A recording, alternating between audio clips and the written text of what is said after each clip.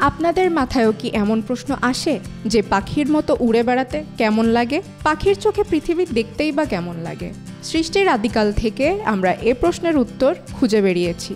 রূপকথায় আমরা ইকারাসের গল্প পড়েছি। মোমের ডানা দিয়ে ইকারাস উঠতে উঠতে সূর্যের বেশি কাছে চলে যাওয়ায় তার পতন হয়েছিল। উদ্ভাবনশীল মনুষ্যজাতি উড়োজাহাজ বানিয়ে পাখির মতো আকাশে উঠতে শিখেছে।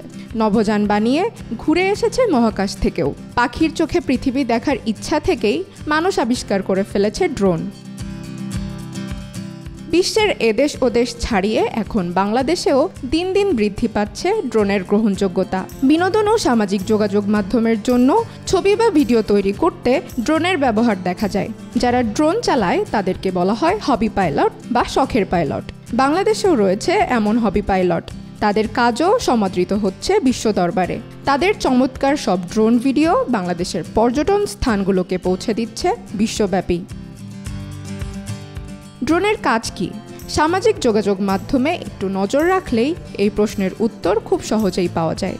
সামাজিক যোগাযোগ মাধ্যমে অহরহ দেখা যায় ড্রোন দিয়ে তোলা সুন্দর মনোমুগ্ধকর ছবি বা ভিডিও। আমাদের দেশের পর্যটন এলাকাগুলোর চমৎকার সব ড্রোন ভিডিও বানিয়েছেন শখের ড্রোন পাইলটরা। এসব ভিডিও আন্তর্জাতিকভাবে সমাদৃত হয়েছে। বিদেশের পর্যটকদের আকৃষ্ট করেছে আমাদের দেশে বেড়াতে আসার জন্য।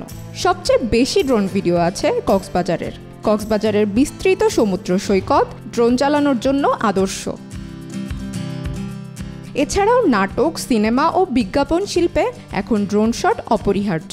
অনেক নতুন শখের ড্রোন পাইলট এখন এটাকে পেশা হিসেবে বেছে নিচ্ছেন। দেশের বিনোদন মাধ্যমে নতুন বিপ্লব আনতে সক্ষম হয়েছে ড্রোন।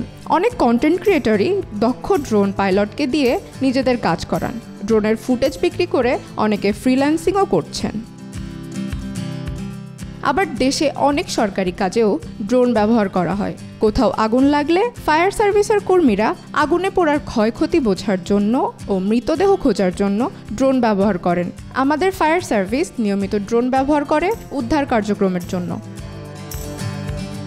দেশের বিদ্যুতের গ্রিডে ইঞ্জিনিয়াররা ড্রোন ব্যবহার করেন গ্রিড তত্ত্বাবধান করার জন্য। এসব ড্রোনে থার্মাল ক্যামেরাও থাকে।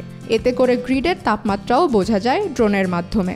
এছাড়া বাংলাদেশের সামরিক বাহিনীতে অস্ত্র বহনে ও হামলায় সাহায্যকারী ড্রোন কেনা হয়েছে। বর্তমান পরিপ্রেক্ষিতে ড্রোন ফটোগ্রাফি ও ভিডিওগ্রাফি অনেক সম্ভাবনার একটি জায়গা। যত দিন যাবে এর প্রয়োজনীয়তা ও উপযোগিতা তত বৃদ্ধি পাবে। একটি ড্রোন এবং কঠিন অধ্যবসায় থাকলে আমি বা আপনি যে কেউই হয়ে যেতে পারবো ড্রোন পাইলট। পাখির চোখে দেখতে পারবো বিশ্বকে। চন্দ্রিকা মজুমদার, আজকাল।